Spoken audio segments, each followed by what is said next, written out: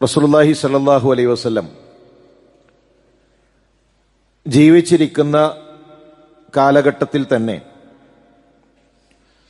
ഹുസൈൻ റളിയല്ലാഹു തആല അൻഹുവിന്റെ മരണത്തെക്കുറിച്ച്, അദ്ദേഹത്തിന്റെ രക്തസാക്ഷ്യത്തെക്കുറിച്ച് അറിയിച്ചിട്ടുണ്ട്. അല്ലാഹുവിന്റെ റസൂൽ സല്ലല്ലാഹു അലൈഹി വസല്ലം ഉമ്മു സലമ റളിയല്ലാഹു തആല അൻഹയുടെ വീട്ടിലാണ്. അല്ലാഹുവിന്റെ റസൂലിന്റെ അരികിലേക്ക് വഹ്യുമായി മലക്കുകൾ വന്നിരിക്കുന്നു. ആ വന്നത് ജിബ്രീലല്ല, മറ്റു മലക്കുകളാണ് എന്ന് നമുക്ക് കാണാൻ സാധിക്കും. ആ വന്നതിലൊരു മലക്ക് പറയുന്നു, ഇന്ന ഇബ്നക ഹാദാ ഹുസൈൻ മഖ്തൂൽ. പ്രവാചകരെ, നിങ്ങളുടെ ഈ പേരക്കുട്ടി ഹുസൈൻ, അദ്ദേഹം കൊല്ലപ്പെടുക തന്നെ ചെയ്യും. താങ്കൾ ഉദ്ദേശിക്കുന്നുവെങ്കിൽ അദ്ദേഹം മരണപ്പെടുന്ന ആ നാട്ടിലെ മണ്ണ് അത് ഞാൻ കാണിച്ചു നൽകാം. ഫഅഖ്റജ തുർബതൻ ഹംറ. മലക്കുകൾ ചുവന്ന മണ്ണ് അത് റസൂലുള്ളാഹി സ്വല്ലല്ലാഹു അലൈഹി വസല്ലമക്ക് കാണിച്ചു കൊടുത്തു. സഹാബികൾ പറയാറുണ്ട്, ഇത് കർബലയിലെ മണ്ണാണ്, ഈ നാട് കർബലയാണ് എന്ന് അവർ പറയാറുണ്ടായിരുന്നു. പ്രവാചകൻ സല്ലല്ലാഹു അലൈഹി വസല്ലം ഏറെ സ്നേഹിച്ച കുട്ടിയാണ് ഹുസൈൻ. മൻ അഹബ്ബഹുമാ ഫഖദ് അഹബ്ബനി വമൻ അബ്ഗളഹുമാ ഫഖദ് അബ്ഗളനി. ആരെങ്കിലും ഹസനെയും ഹുസൈനെയും സ്നേഹിച്ചാൽ അവരെന്നെ സ്നേഹിച്ചിരിക്കുന്നു. അവരോട് വെറുപ്പുണ്ടെങ്കിൽ, അവരോട് വൈരാഗ്യമുണ്ടെങ്കിൽ അവരെന്നോട് വെറുപ്പ് കാണിച്ചിരിക്കുന്നു എന്ന് റസൂലുള്ളാഹി സ്വല്ലല്ലാഹു അലൈഹി വസല്ലം. അൽ ഹസൻ വൽ ഹുസൈൻ സയ്യിദാ ശബാബി അഹ്ലിൽ ജന്ന. രണ്ടുപേരും സ്വർഗത്തിലെ യുവാക്കളുടെ നേതാക്കന്മാരാണ്. അപ്പൊ നമ്മളെ സംബന്ധിച്ചിടത്തോളം ഹസൻ ഹുസൈൻ റളിയല്ലാഹു തആല അൻഹുവിനെ നമ്മൾ സ്നേഹിക്കുന്നു, അഹ്ലുബൈത്തിനെ നമ്മൾ സ്നേഹിക്കുന്നു, സ്വഹാബികളെ മുഴുവൻ നമ്മൾ സ്നേഹിക്കുന്നു. ഏതെങ്കിലും ഒരു സ്വഹാബിയോട് ഏതെങ്കിലും തരത്തിലുള്ള ഒരു വൈരാഗ്യം, ഒരു വെറുപ്പ് നമ്മുടെ മനസ്സിലില്ല. എന്നാൽ ഇന്ന് ഹുസൈൻ റളിയല്ലാഹു തആല അൻഹുവിന്റെ മരണവുമായി ബന്ധപ്പെട്ടുകൊണ്ട് ജനങ്ങൾ മനസ്സിലാക്കി വച്ച കഥയിൽ, ആ ചരിത്രങ്ങളിൽ ചില വസ്തുനിഷ്ഠമല്ലാത്ത കാര്യങ്ങളുണ്ട്. എന്താണ് കർബലയിൽ സംഭവിച്ചത്? അത് നമ്മൾ പഠിക്കേണ്ടതുണ്ട്. ആ നാടിന് എന്തെങ്കിലും മഹത്വങ്ങളില്ല. ആ നാടിനെ സ്നേഹിക്കുന്നവരുണ്ട്, അവിടെയുള്ള മണ്ണ് ശേഖരിക്കുന്നവരുണ്ട്. ഇസ്ലാമിൽ കർബല എന്ന മണ്ണ് അഹ്ലുബൈത്തിന്റെ രക്തം വീണ മണ്ണാണ്, പ്രവാചക കുടുംബത്തിന്റെ കണ്ണുനീര് വീണ മണ്ണാണ്. അതിനൊരു മഹത്വമോ ആ മണ്ണിനൊരു ആദരവോ അങ്ങനെ ഒന്നും ഇസ്ലാം ദീനിലില്ല. സ്വഹാബത്താണ് ഹുസൈൻ റളിയല്ലാഹു തആല അൻഹുവിനെ അപകടത്തിലേക്ക് തള്ളിവിട്ടത് എന്ന് പ്രചരിപ്പിക്കുന്നവരുണ്ട്. യഥാർത്ഥത്തിൽ ഒരു സ്വഹാബിയെക്കുറിച്ചും നമുക്കെതിരഭിപ്രായമില്ല. സ്വഹാബത്തിനെ സ്നേഹിക്കൽ ഈമാനാണ്. ഏതെങ്കിലും ഒരു സ്വഹാബിയോട് ഒരു വെറുപ്പുണ്ട് എങ്കിൽ അത് നിഫാഖിന്റെ അടയാളമാണ്. ആദർശപരമായ എന്തെങ്കിലും തരത്തിലുള്ള പോരാട്ടങ്ങൾ സ്വഹാബത്തിനിടയിൽ ഉണ്ടായിട്ടില്ല. അവർക്കിടയിൽ രാഷ്ട്രീയപരമായിട്ടുള്ള ചർച്ചകൾ ഉണ്ടായിട്ടുണ്ട്. ആ വിഷയത്തിൽ മൗനം പാലിക്കുക എന്നതാണ് നമ്മുടെ നിലപാട്. മുആവിയ റളിയല്ലാഹു തആല അൻഹുവാണ് ഹുസൈൻ റളിയല്ലാഹു തന്റെ മരണത്തിന് കാരണക്കാരൻ എന്നുപോലും പറയുന്നവരും പ്രചരിപ്പിക്കുന്നവരുമുണ്ട്. മുആവിയ റളിയല്ലാഹു തന്റെ പേര് കേട്ടാൽ റളിയല്ലാഹു തആല അൻഹു എന്നു പറയാൻ മടി കാണിക്കുന്നവരുണ്ട്. അദ്ദേഹത്തെക്കുറിച്ച് മനസ്സിൽ വെറുപ്പ് കൊണ്ട് നടക്കുന്നവരുണ്ട്. ഇത് വളരെ ഗൗരവമേറിയ വിഷയമാണ്. ഷിയാക്കൾ കെട്ടിയുണ്ടാക്കിയ ചരിത്രം കേട്ടുകൊണ്ട്, ആ ചരിത്രം വിശ്വസിച്ചുകൊണ്ട് മുആവിയ റളിയല്ലാഹു തആല അൻഹുവിനെ കുറിച്ച് തെറ്റിദ്ധാരണ വെച്ചു പുലർത്തുമ്പോൾ അത് നമ്മുടെ ഈമാനിനെ ബാധിക്കുന്ന വിഷയമാണ്. അതുകൊണ്ട് കൃത്യമായി എന്താണ് കർബല, എന്താണ് അവിടെ സംഭവിച്ചത് എന്നത് ഇൻഷാ അല്ലാഹ് ഒരു ഖുത്ബയിലൂടെ അത് പറഞ്ഞു തീർക്കുക സാധ്യമല്ല. എന്റെ ഖുത്ബയിലൂടെ ആ ഒരു ചരിത്രം നമ്മൾ മനസ്സിലാക്കി പോകണം. മഹാനായ അലി റളിയല്ലാഹു തആലയുടെ വഫാത്തിന് ശേഷം 6 മാസക്കാലം ഹസൻ റളിയല്ലാഹു തആല ഭരണം നടത്തി. പ്രവാചകൻ സല്ലല്ലാഹു അലൈഹി വസല്ലമയുടെ കൂടെ ഒരു 6 വർഷക്കാലം ജീവിക്കാനാണ് അദ്ദേഹത്തിന് അവസരം ലഭിച്ചത്. ഹുസൈൻ റളിയല്ലാഹു തആലവിന് 5 വർഷക്കാലം, വളരെ ചെറിയ കുട്ടികളാണ്. പ്രവാചകൻ സല്ലല്ലാഹു അലൈഹി വസല്ലം സ്നേഹിച്ച, മിമ്പറിൽ നിന്ന് താഴേക്കിറങ്ങി ഖുതുബ നിർത്തിവെച്ച് അവരെ കൈകളിലെടുത്ത് ഓമനിച്ച, അങ്ങനെ റസൂലുള്ളാഹി സ്നേഹിച്ച പ്രവാചകന്റെ 2 പേരമക്കൾ. അതിൽ ഹസൻ റളിയല്ലാഹു തആലഹു അലി റളിയല്ലാഹു തആലഹുവിന്റെ ഭരണത്തിന് ശേഷം, അദ്ദേഹത്തിന്റെ വഫാത്തിന് ശേഷം 6 മാസക്കാലം ഇസ്ലാമിക രാജ്യത്തിന്റെ ഭരണമേറ്റെടുത്തു. ആ 6 മാസത്തിന് ശേഷം മുആവിയ റളിയല്ലാഹു തആലഹുവിലേക്ക് ഭരണം കൈമാറിയത് ഹസൻ റളിയല്ലാഹു തആലഹുവാണ്. അത് പ്രവാചകൻ പ്രവചിച്ച പ്രവചനമാണ്. മുസ്ലിമീങ്ങൾക്കിടയിലെ 2 സംഘങ്ങൾക്കിടയിൽ സുൽഹായി, സന്ധിയായി മഹാനായ ഹസൻ റളിയല്ലാഹു തആല മാറുമെന്നത് പ്രവാചകന്റെ പ്രവചനമാണ്. അങ്ങനെ മുആവിയ റളിയല്ലാഹു തആലഹുവിലേക്ക് ഹിജ്റയുടെ 40-ൽ ഇസ്ലാമിക രാജ്യത്തിന്റെ ഭരണം നീങ്ങി. അദ്ദേഹം ആരാണ്? ഖാലുൽ മുഅ്മിനീൻ, മുഅ്മിനീങ്ങളുടെ അമ്മാവനാണ്. പ്രവാചകൻ സല്ലല്ലാഹു അലൈഹി വസല്ലമയുടെ കാത്തിബുൽ വഹ്യ്, വഹ്യ് എഴുത്തുകാരനാണ്. ഒരുപാട് ഫളിലുള്ള, വലിയ ഹിക്മത്തുള്ള സ്വഹാബിയാണ് മുആവിയ റളിയല്ലാഹു തആല അൻഹു. ഒരു എതിരഭിപ്രായം ഇസ്ലാമിക ചരിത്രത്തിൽ മുആവിയ റളിയല്ലാഹു തആലയെ കുറിച്ച് കാണാൻ കഴിയുകയില്ല. ഇസ്ലാമിക ലോകം ഒന്നടങ്കം ഒന്നിച്ചു ബൈഅത്ത് ചെയ്ത 20 കൊല്ലക്കാലം ഇസ്ലാമിക രാജ്യത്തിന്റെ ഖലീഫയായി ജീവിച്ച ഭരണാധികാരി മഹാനായ മുആവിയ റളിയല്ലാഹു തആല 20 കൊല്ലത്തെ ഭരണത്തിനിടയിൽ മുആവിയ റളിയല്ലാഹു തആലയെ വിമർശിക്കുന്നവരെ എന്തെങ്കിലും ഒരു അനിസ്ലാമിക പ്രവണത കാണാൻ കഴിയുമോ? ആ 20 കൊല്ലത്തെ ഖിലാഫത്തിൽ ഇസ്ലാമിക ലോകത്ത് അദ്ദേഹത്തിനെതിരെ എന്തെങ്കിലും സംസാരങ്ങൾ ഉണ്ടായോ? അത്രയേറെ ഐക്യത്തോടുകൂടെ, അത്രയേറെ ജനങ്ങൾ അംഗീകരിച്ച ഖിലാഫത്തായിരുന്നു മഹാനായ മുആവിയ റളിയല്ലാഹു തആലയുടെ ഖിലാഫത്ത്. അദ്ദേഹത്തിന് ബൈഅത്ത് ചെയ്തത് ഹസൻ റളിയല്ലാഹു തആലഹുവാണ്. തീർന്നില്ല. അദ്ദേഹം ദമസ്കസിൽ കഴിയുന്ന കാലഘട്ടത്തിൽ ഹസൻ റളിയല്ലാഹു തആലഹു അദ്ദേഹത്തെ സന്ദർശിക്കാൻ ചെല്ലും. സ്നേഹത്തോടുകൂടെ മുആവിയ റളിയല്ലാഹു തആല സ്വീകരിക്കും, സമ്മാനങ്ങൾ കൈമാറും. അത്ര സ്നേഹത്തോടുകൂടെയാണ് മുആവിയ റളിയല്ലാഹു തആലഹു അഹ്ലു ബൈത്തിനെ സ്വീകരിച്ചത്. പ്രവാചകൻ സല്ലല്ലാഹു അലൈഹി വസല്ലമയുടെ പേരക്കുട്ടികളെ സ്വീകരിച്ചത്. അന്ന് മുആവിയ റളിയല്ലാഹു തആലഹുവിന് ഹസൻ റളിയല്ലാഹു തആല ഭരണം കൈമാറിയത് ഇഷ്ടപ്പെടാതിരുന്ന വിഭാഗം ഷിയാക്കളാണ്. ഷിയാക്കൾക്കതിൽ ഹസൻ റളിയല്ലാഹു തആലഹുവിനോട് ദേഷ്യമുണ്ടായിരുന്നു. അവര് സ്വഹാബാക്കളെ ചീത്ത വിളിക്കുന്നവരാണ്, സ്വഹാബാക്കളെ മോശം പറയുന്നവരാണ്. അഹ്ലുസുന്നയുടെ നിലപാട് ലാ തസുബ്ബു വസ്വഹാബി, എന്റെ സ്വഹാബത്തിനെ ചീത്ത പറയരുത്. ഒരു സ്വഹാബിയെ കുറിച്ചും മോശമായൊരു വാക്ക് ഒരു മുസ്ലിമിന്റെ നാവിൽ നിന്ന് വരരുത്. നമ്മൾ ഉഹുദ് മലയോളം ചിലവഴിച്ചാലും സ്വഹാബത്തിന്റെ ഒരു മുദ്ദിനോളം എത്തുകയില്ല. സ്വഹാബത്തിന്റെ ഫളിൽ നമ്മളെക്കാൾ എത്രയോ ഉയരങ്ങളിലാണ്.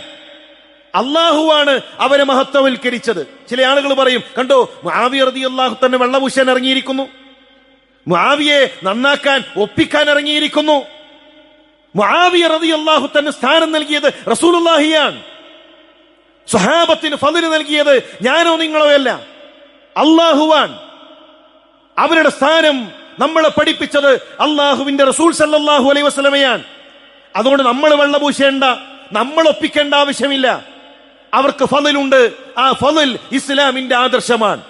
അവരോട് വെറുപ്പുണ്ടോ? അത് നിഫാഖാണ്, കാപട്യമാണ് എന്ന് പഠിപ്പിച്ചത് റസൂലുള്ളാഹി സ്വല്ലല്ലാഹു അലൈഹി വസല്ലമയാണ്. ഹിജ്റയുടെ 49-ൽ മഹാനായ ഹുസൈൻ റളിയല്ലാഹു തആല ഹസൻ റളിയല്ലാഹു തആല വഫാത്തായി.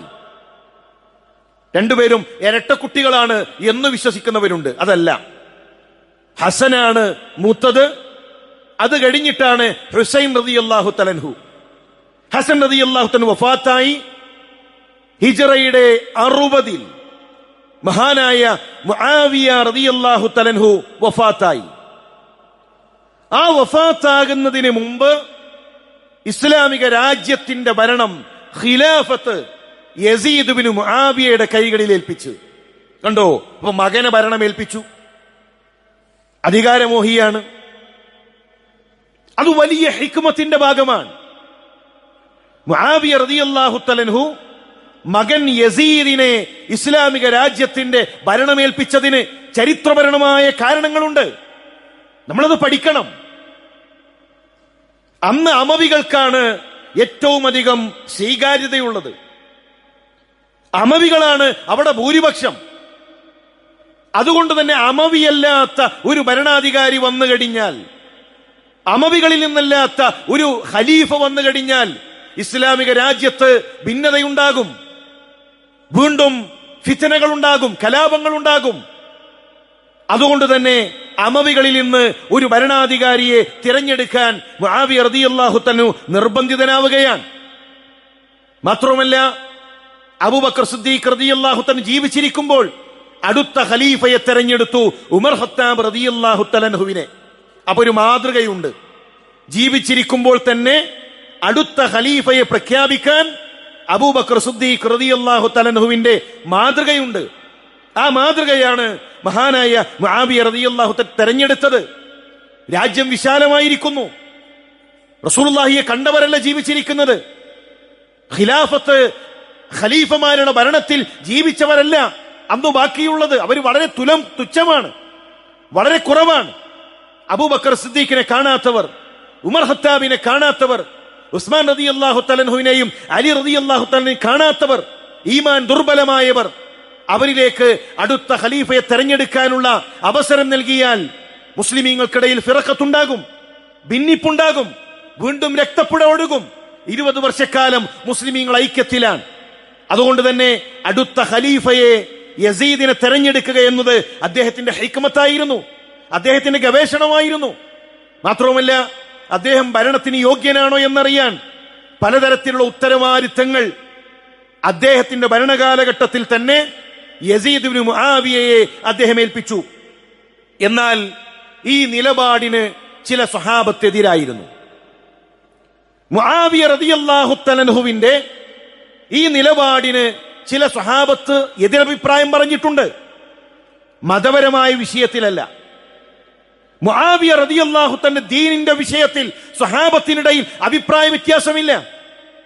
അദ്ദേഹത്തിന്റെ തഖ്വയുടെ വിഷയത്തിൽ അഭിപ്രായ വ്യത്യാസമില്ല.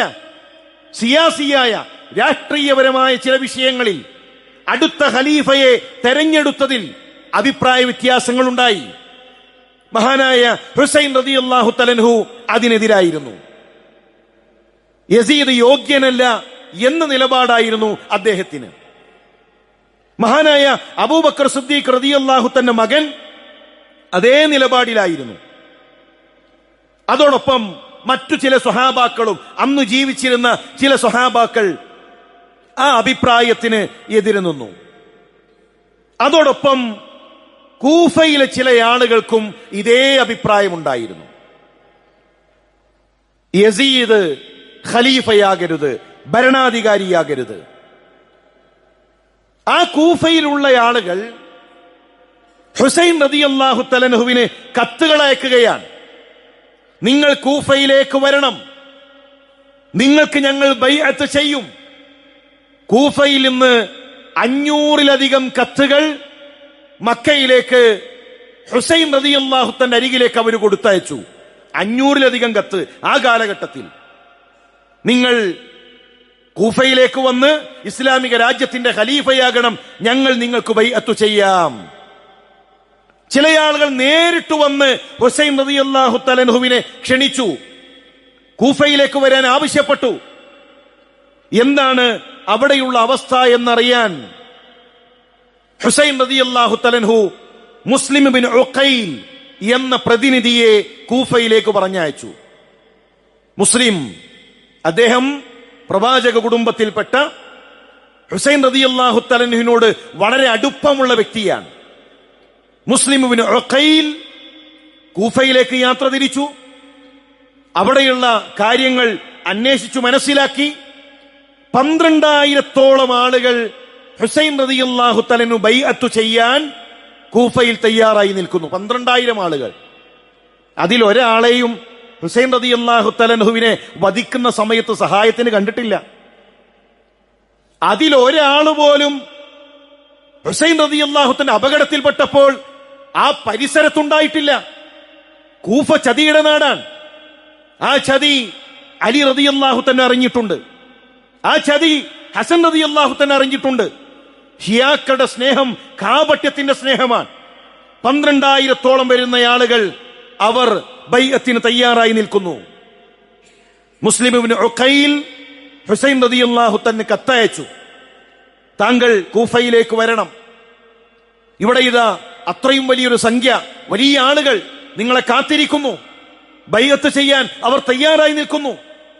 മഹാനായ ഹുസൈൻ റളിയല്ലാഹു തആല കത്ത് ലഭിച്ചു.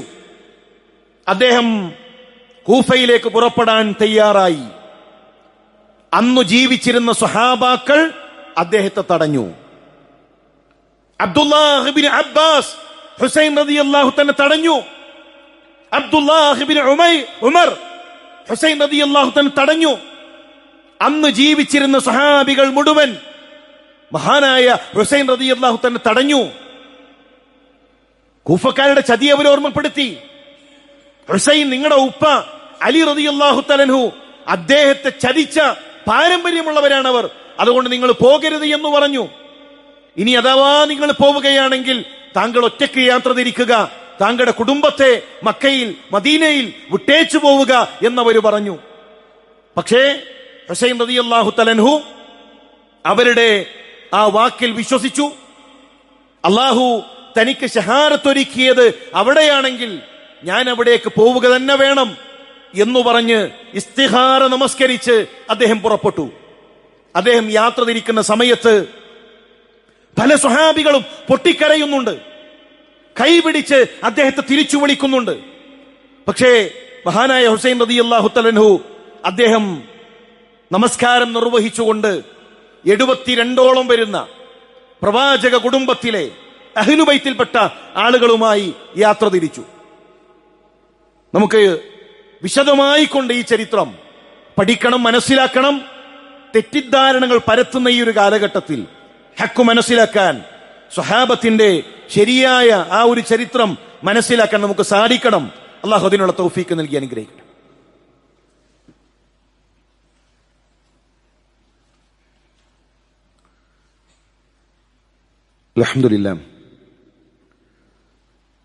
അൽഹംദുലില്ലാഹി റബ്ബിൽ ആലമീൻ വസ്സലാത്തു വസ്സലാമു അലാ റസൂലില്ലാഹ് വഅലാ ആലിഹി വസഹ്ബിഹി അജ്മഈൻ, അമ്മാ ബഅദ്. അല്ലാഹുവിനെ സൂക്ഷിച്ച് അവനെ വഴിപ്പെട്ട് ജീവിക്കണമെന്ന് ഉണർത്തുകയാണ്, വസിയത്ത് ചെയ്യുകയാണ്. മുസ്ലിം ഇബ്നു ഉഖൈൽ അദ്ദേഹം കൂഫയിലാണ്. 12,000-ഓളം ആളുകൾ ഹുസൈൻ റളിയല്ലാഹു തആല അൻഹുവിന് ബൈഅത്ത് ചെയ്യാൻ തയ്യാറായി നിൽക്കുന്നു. ആ സമയത്ത് കൂഫയിലെ ഗവർണറെ മാറ്റം വരുത്തി. പുതിയ ഗവർണറായിക്കൊണ്ട് കടന്നു വന്നത് ഉബൈദുല്ല ബിൻ സിയാദ്. ഉബൈദുല്ല കൂഫയിലെ ഗവർണറായി. അതുവരെ ബസ്രയിലെ ഗവർണറായിരുന്നു. ബസ്രയ്ക്ക് പുറമെ കൂഫയുടെ ഉത്തരവാദിത്തം കൂടെ ഉബൈദുള്ളയുടെ കൈകളിലേക്കെത്തി. യസീദ് ഇബ്നു മുആവിയ ഉബൈദുള്ളയോട് ഹുസൈൻ റളിയല്ലാഹു തആല അൻഹുവിനെ തടയാൻ ആവശ്യപ്പെട്ടു. തടയാനാണ്, കൊല്ലാനല്ല, വധിക്കാനല്ല. വധിക്കാൻ ആഗ്രഹിച്ചിട്ടുമില്ല. ചരിത്രം പറഞ്ഞു വരുമ്പോൾ ഇൻഷാ അല്ലാഹ് നമുക്ക് ആ ഭാഗം മനസ്സിലാകും. യസീദിനെ കുറിച്ചുള്ള നമ്മുടെ നിലപാട് മുആവിയ റളിയല്ലാഹു തആല അൻഹുവിനെ പോലെ അദ്ദേഹത്തെ നമ്മൾ പുകഴ്ത്തുകയില്ല. ഇത് അഹ്ലുസുന്നയുടെ നിലപാടാണ്. അഹ്ലുസുന്നയിലെ കനപ്പെട്ട പണ്ഡിതന്മാർ ഇസ്ലാമിക ചരിത്രത്തിൽ കടന്നുപോയിട്ടുണ്ട്. അവർ പഠിപ്പിച്ച നിലപാടാണ്. സ്വഹാബികളിലെ മുആവിയ റളിയല്ലാഹു തആല അൻഹുവിനെ പോലെ യസീദിനെ നമ്മൾ പുകഴ്ത്തുകയില്ല. എന്നാൽ ഫുജ്ജാറുകളെ പോലെ അദ്ദേഹത്തെ നമ്മൾ ഇകഴ്ത്തുകയുമില്ല. അദ്ദേഹത്തെ നമ്മൾ താറടിച്ച് മോശക്കാരനായി, കള്ളുകുടിയനായി, ആ രൂപത്തിലുള്ള സംസാരം നമ്മുടെ നാവിൽ നിന്ന് വരികയുമില്ല. ഇന്ന് അങ്ങനെയൊക്കെയാണ് പ്രചരണം. ഇൻഷാ അല്ലാഹ് വിശദമായി നമ്മളത് പറയും. ഉബൈദുള്ള കൂഫയിലേക്കെത്തി. കറുത്ത തലപ്പാവണിഞ്ഞുകൊണ്ട് അയാൾ കൂഫയിൽ പ്രവേശിച്ചു. വരുന്നത് ഹുസൈൻ റളിയല്ലാഹു തആല അൻഹു ആണ് എന്നു കരുതി ആ നാട്ടുകാർ അദ്ദേഹത്തെ സ്വീകരിച്ചു. പ്രവാചകന്റെ പേരക്കുട്ടി, നിങ്ങൾക്ക് മർഹബ എന്ന് പറഞ്ഞുകൊണ്ട് അവർ സ്വീകരിച്ചു. എന്നാൽ പുതിയ ഗവർണറാണ് എന്നവർ തിരിച്ചറിഞ്ഞു. ഉബൈദുള്ള മുസ്ലിം ഇബ്നു ഉഖൈലിനെ അന്വേഷിച്ചു. അഥവാ ഹുസൈൻ റളിയല്ലാഹു തആല പറഞ്ഞയച്ച പ്രതിനിധിയെ.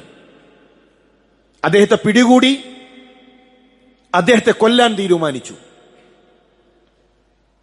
ബൈഅത്ത് ചെയ്യാമെന്ന് പറഞ്ഞ 12,000 ആളുകൾ അവിടെയുണ്ട്. ഒരാളുപോലും ഒരു ഹർഫ് സംസാരിച്ചില്ല. ഇതാണ് കൂഫ, ഇതാണ് ഷിയാക്കൾ, ഇതാണ് ചരിത്രത്തിൽ ആവർത്തിക്കപ്പെടുന്ന ചതി.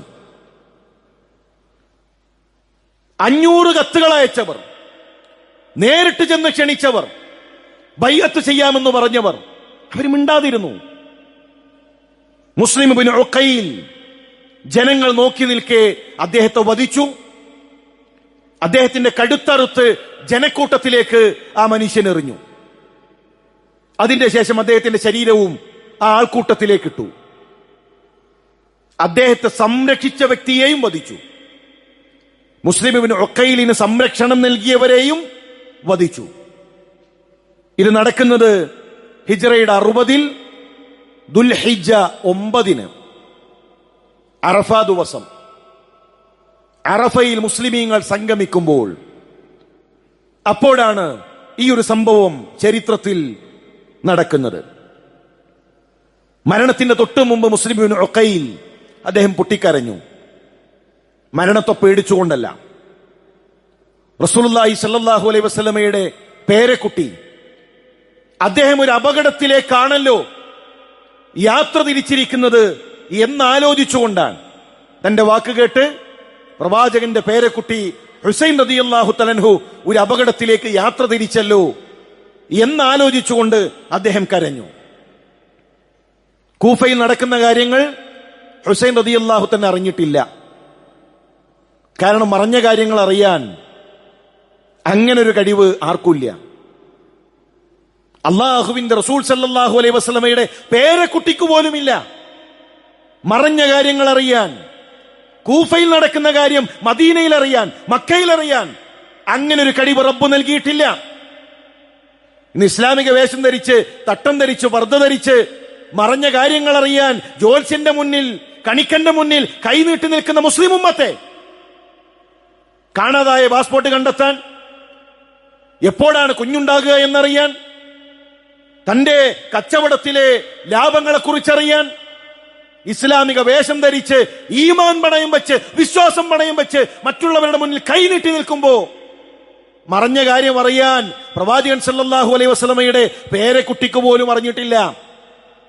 സ്വഹാബത്തിൽ ഒരാൾ പോലും അറിഞ്ഞില്ല. അവിടെ മുസ്ലിം ഇബ്നു ഉഖൈൽ കൊല്ലപ്പെട്ടിരിക്കുന്നു. ഹുസൈൻ ഞങ്ങൾ അറിഞ്ഞു, അതുകൊണ്ട് താങ്കൾ പുറപ്പെടരുത് എന്ന് അബ്ദുല്ലാഹി ഇബ്നു ഉമർ പറഞ്ഞില്ല.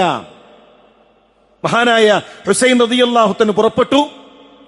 ഇൻഷാ അല്ലാഹ് തുടർന്നു വരുന്ന ഖുതുബയിൽ അതിനുശേഷമുള്ള ചരിത്ര സംഭവങ്ങൾ നമുക്ക് മനസ്സിലാക്കാം. ഏതായിരുന്നാലും ഇസ്ലാമിക ചരിത്രത്തിൽ ആ കർബലയുമായി ബന്ധപ്പെട്ട ഒരു അമലും പഠിപ്പിച്ചിട്ടില്ല. ഒരു പ്രത്യേക ആരാധന ആ ദിവസത്തിലില്ല. അങ്ങനെ ഒരു ദുഃഖാചരണമില്ല. ചെയ്തുപോയ ചതിയുടെ, കൊടും ചതിയുടെ അത് കരഞ്ഞു തീർക്കാണ് ഇന്ന് ഷിയാക്കൾ. അന്നൊന്നും ചെയ്തില്ലല്ലോ എന്നതിന്റെ ലജ്ജയാണ് ഇന്ന് പ്രകടമാക്കിക്കൊണ്ടിരിക്കുന്നത്. അങ്ങനെ ഒരു ദുഃഖാചരണം ഉണ്ടെങ്കിൽ ഹുസൈൻ റളിയല്ലാഹു തആലയുടെ പിതാവ് അലി റളിയല്ലാഹു തആല അൻഹു കൂഫയിൽ വെച്ച് കൊല്ലപ്പെട്ടു. ആ ദിവസത്തിൽ എന്തേ ഒരു ദുഃഖാചരണമില്ലാത്തത്? മഹാനായ ഉസ്മാൻ റളിയല്ലാഹു തആല അൻഹു പ്രവാചകൻ സല്ലല്ലാഹു അലൈഹി വസല്ലമയുടെ പ്രിയപ്പെട്ട 2 പെൺമക്കളെ വിവാഹം കഴിച്ച ദുന്നൂറൈൻ, 2 പ്രകാശത്തിന്റെ ഉടമ, മസ്ജിദുൻ നബവിയിൽ അദ്ദേഹത്തിന്റെ രക്തം വീണില്ലേ? ഉസ്മാൻ റളിയല്ലാഹു അൻഹു വഫാത്തായ ദിവസത്തിൽ ഒരു ദുഃഖാചരണം ഇസ്ലാമിക ചരിത്രത്തിലുണ്ടോ? ഉമർ, നിങ്ങളൊരു വഴിയിൽ പ്രവേശിച്ചാൽ ആ വഴിയിൽ പിശാചു പ്രവേശിക്കുകയില്ല എന്ന് പറഞ്ഞ ഈമാനിന്റെ ഉടമ ഉമർ ഇബ്നുൽ ഖത്താബ് മസ്ജിദുൻ നബവിയിൽ നമസ്കരിച്ചു കൊണ്ടിരിക്കുമ്പോഴാണ് രക്തസാക്ഷിയാകുന്നത്. ഒരു ദുഃഖാചരണമുണ്ടോ?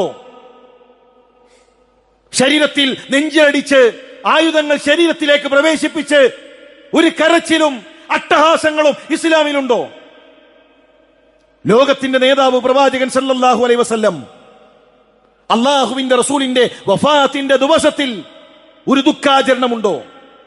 ഇതൊന്നുമില്ല എങ്കിൽ മുഹറം 10 ഷിയാക്കൾ നടത്തുന്ന ഈ ആചാരം അത് ഇസ്ലാമികമല്ല. ഷിയാക്കൾ നമ്മളറിയാതെ ഇസ്ലാമിക ചരിത്രത്തിൽ തിരുകിക്കയറ്റ് ഇന്നും മുആവിയ എന്ന് കേൾക്കുമ്പോ മുസ്ലിമീങ്ങളുടെ മനസ്സിൽ ഒരു ചൊറിച്ചിൽ. മുസ്ലിമീങ്ങൾക്ക് അദ്ദേഹം എന്തോ ഇസ്ലാമിനോട് ചെയ്ത എന്തോ ഒരു വ്യക്തിയാണ് എന്നൊരു തോന്നൽ ഉണ്ട് എങ്കിൽ നമ്മളറിയാതെ ഷിയായിസം, അവരുടെ വിശ്വാസം നമ്മുടെ ഹൃദയത്തിലേക്ക് കയറിയിട്ടുണ്ട് എന്ന് തിരിച്ചറിയുക. സ്വഹാബത്തിനെ സ്നേഹിക്കുക. അല്ലാഹു ശരിയായ അഖീദയിൽ മരണപ്പെടാനുള്ള തൗഫീക്ക് നമുക്കെല്ലാം നൽകി അനുഗ്രഹിക്കട്ടെ. ഇഖ്ലാസോടുകൂടെ ദീനി രംഗത്ത് പ്രവർത്തിക്കാനുള്ള തൗഫീക്ക് നൽകി റഹ്മാനായ റബ്ബേ നീ ഞങ്ങൾക്ക് അനുഗ്രഹിക്കണമേ.